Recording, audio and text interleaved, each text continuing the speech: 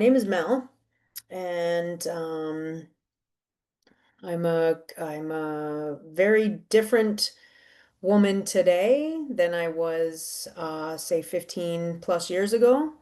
15 plus years ago, I was a woman experiencing homelessness and experiencing severe drug addiction, in and out of uh, systems, in and out of jail, in and out of rehab centers. I had a lot of stuff going on inside of me that I just didn't know what the solution was. I didn't know what the issue was. I was just really hurting and kind of, you know, broken inside. So, um, I kind of lived a very miserable, dangerous, sad, um, existence for quite a long time. Um, and I mean, I'm not that woman today whatsoever. I've been clean for going on 15 years. I have a daughter who I have custody of, who is perfectly healthy from her head to her toes.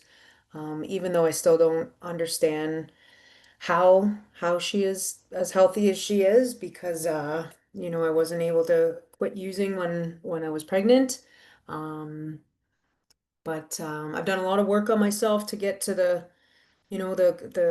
root of those demons that once kept me very, very sick and in the vicious cycles of addiction um yeah, and I continue to do a lot of maintenance work and just to try to stay well and stay living my best life. And part of my maintenance and the gratitude, I guess, for the life that I have today is um, trying to work towards the solution, trying to give back where I can through my experience, trying to be of service to different people or different agencies, with my lived experience.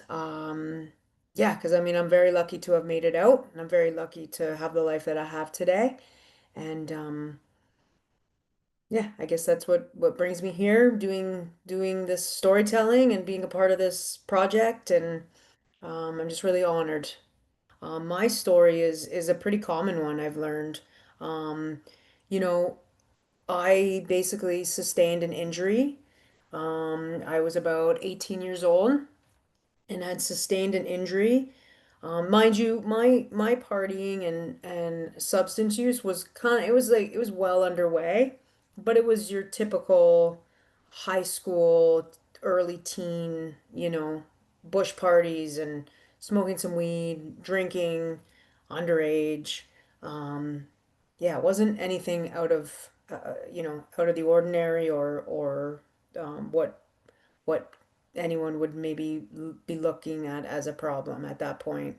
So I was about 18 years old. I had a part-time job, and I basically had went to work one weekend because I would work weekend shifts, and went to work one weekend after partying all night and made a poor decision and stuck my hand in a machine that wasn't properly locked out.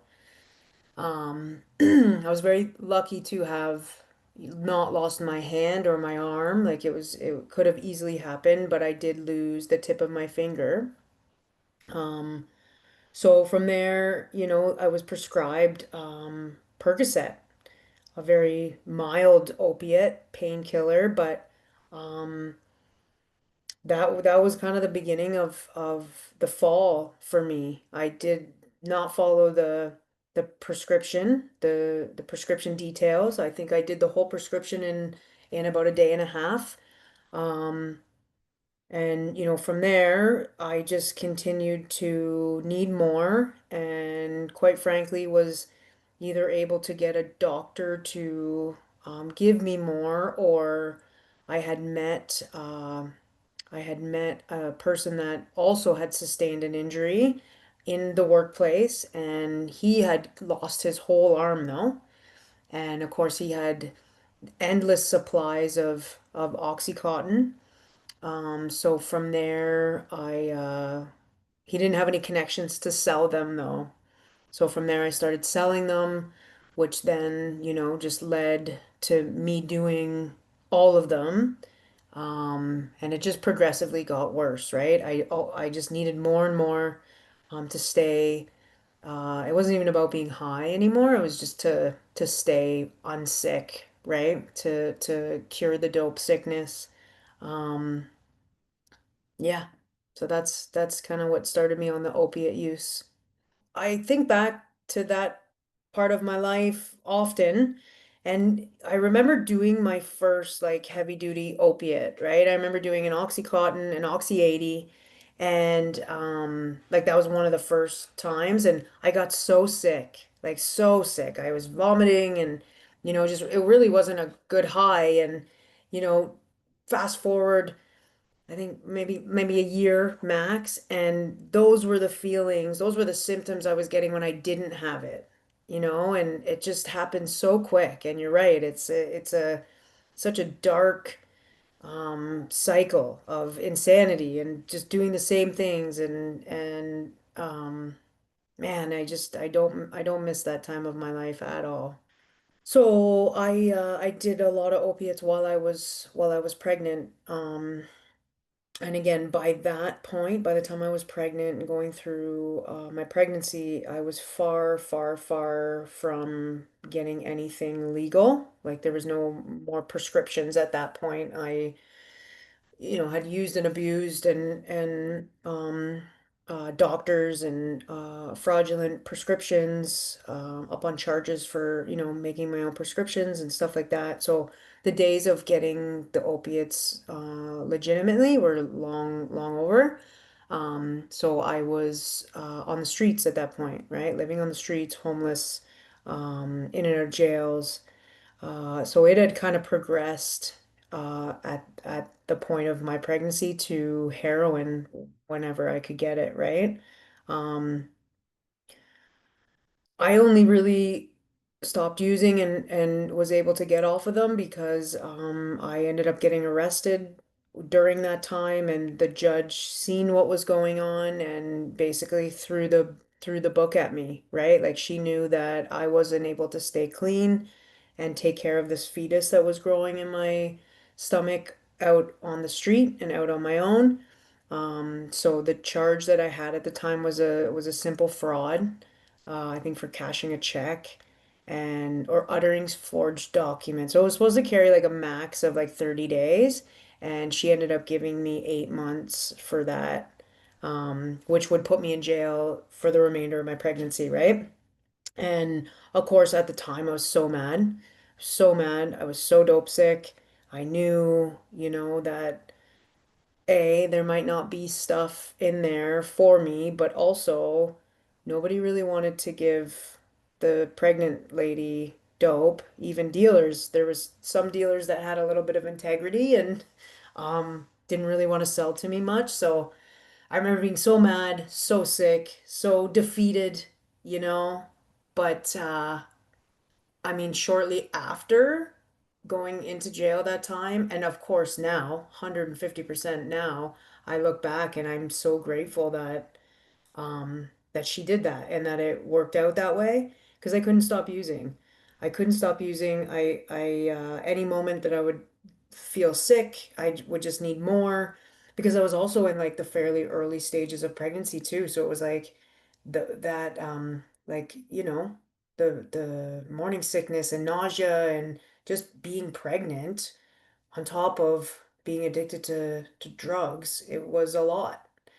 Um, so it affected a lot of things. And again, I look back on that time of my life and the things that I put my body through and this little life that was growing inside of me through. Um, and I'm just shocked that she's as healthy as she is and that we survived it. And you know, there was a lot of concerns, a lot of worries that this baby wasn't going to come out healthy, but she did. When I found out I was pregnant, I was going to end the pregnancy at one point, and then this police officer got me a health card because I had lost my ID along the shuffle many, many years ago. And she had got me a health card so that I could go to this appointment to potentially end the pregnancy. At that point, I was too far along. So, and thank God, because it turns out I didn't want to end the pregnancy. I just, it's where I was at in life. Um, but also she had done the same thing for, at one point I was thinking of getting on methadone when I had just found out that I was pregnant. And I was like, okay, maybe getting on methadone. And she had done the same thing, this police officer, where pulled some strings, um, ended up getting me a health card or like tried working on the health card. I forget. Or pulled some strings to get me an appointment at a methadone clinic. I ended up bailing on it. I didn't show up to the appointment. But my point being, she was like a solid staple in my life, and it was kind of like whatever I needed that would get me well, right? Like whatever I needed that would benefit my journey of getting better, she would do. Um, she pulled some strings too to get me into treatment one time. I was up on some charges that the rehab center, they didn't let violent charges in into the facility, or if you were up on charges, that's what it was. If you were had outstanding charges that were violent, they wouldn't let you into the program. And she had pulled some strings and like got her chief of police to phone. Like she would just, if it was towards your wellness, she would move mountains. She'd move mountains. She was a really great support, a wonderful woman. And in the end, she was instrumental in getting me on the right track. So forever grateful for her too. I can specifically remember a time I was very, very new, newly pregnant, had found out in jail, and then got released. And it turned out to be pneumonia. Um, and there was an ambulance that had to be called one night for me because I thought I was having a heart attack. My lung was so, so sore. So they called an ambulance, and I had asked for something for the pain, right? And they had known me. They knew me by that point. Like this was in the city of London, and for such a big city, it was such a small area, the um the area that was like high in drug use and homelessness and prostitution and stuff like that. They knew all of us down there, right? So um they thought that I was just after drugs. They thought that I was just looking for free dope, essentially, and I ended up going for the whole ambulance ride all the way to the hospital. Ended up, I don't know if they sedated me or what, but like I was unconscious, but without pain meds for this awful pneumonia lung thing I had going on. And um, yeah, I felt very misunderstood. I felt very judged. Um, and of course, couldn't really advocate for myself, right? Because the reality is, like, in that moment, I really just wanted something to take the pain away. But also, like, that's how I had been living for 10 years. It was just the pain that I wanted to be taken away over those 10 years it was different than the pain I was experiencing in that moment. This baby, because you look at your baby for the first time, right? And my whole world changed in that moment when I went down and looked at her in the incubator, and I was set. I was determined after that. I'm like, I'm gonna get this baby back. We're gonna live a good life. Like I can be a mom. Like I was set. So then I had a C-section, and because I was so set on getting clean and getting my life together, I wouldn't take any narcotic for the C-section. They were trying to give me like Tylenol threes and pretty minor stuff, and I'm like, nope, completely clean. I got to do this. It starts today. And it was a nurse that sat down with me, and she's like, I understand what you're trying to do.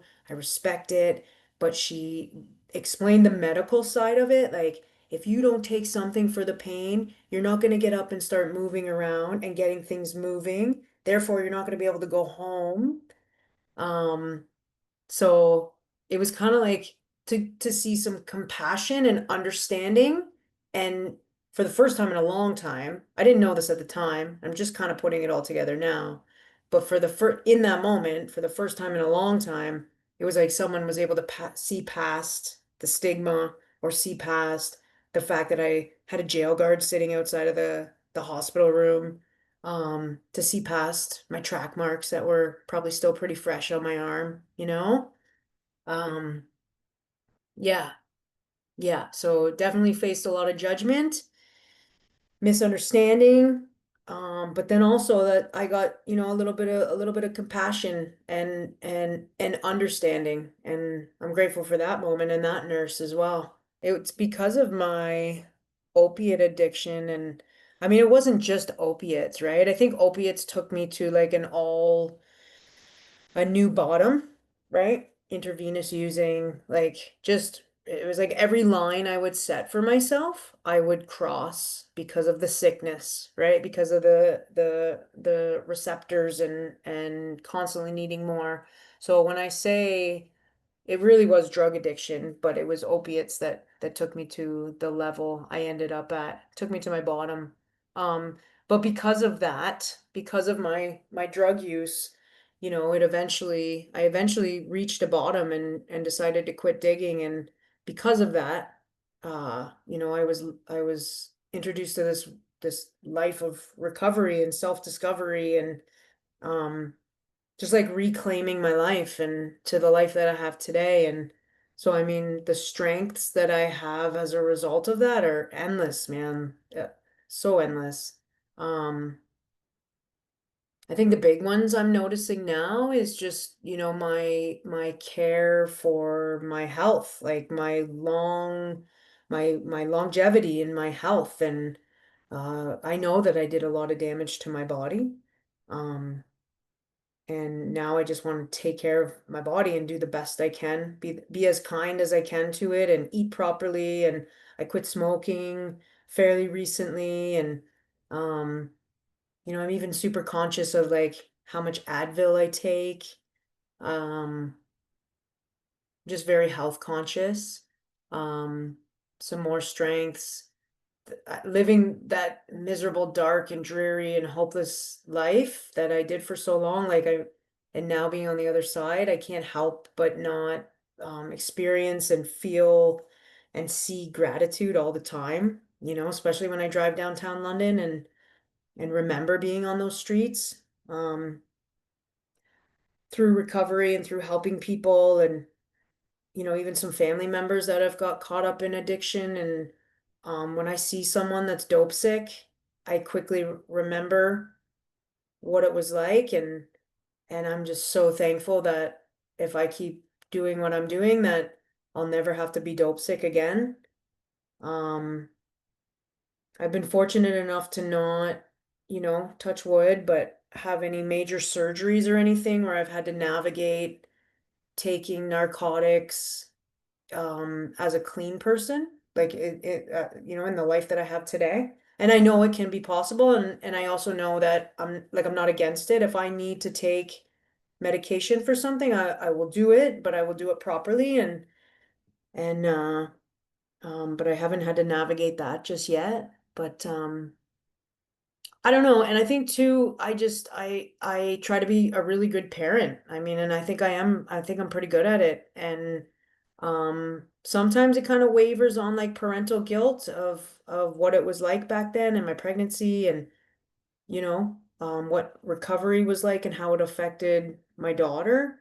So there's definitely some guilt there that I have to work on to maintain often, but for the most part, it's like, again, that gratitude, right? And just being so thankful to have been given a second chance and try to be the best mom that I can to her. And I think I do a pretty good job. If I had some wishes that I was granted, I would love to use them to, make people understand that it happens. Like there's no prejudice when it comes to addiction and opioid addiction. It happens and it happens quickly, just like both of our stories, people get injured and sometimes it happens. And it doesn't make people bad people. Um, it's bad, unfortunate circumstances. I think too, there's been some situations in my life currently, where it's like that whole mentality of like once an addict, always an addict. I would love to see that laid to rest. So I would love, to know to help again break that stigma that people do change, and just because they have a history, they don't have to live a life of pain. Um, and then I think, sometimes people just need a little bit of support and redirection.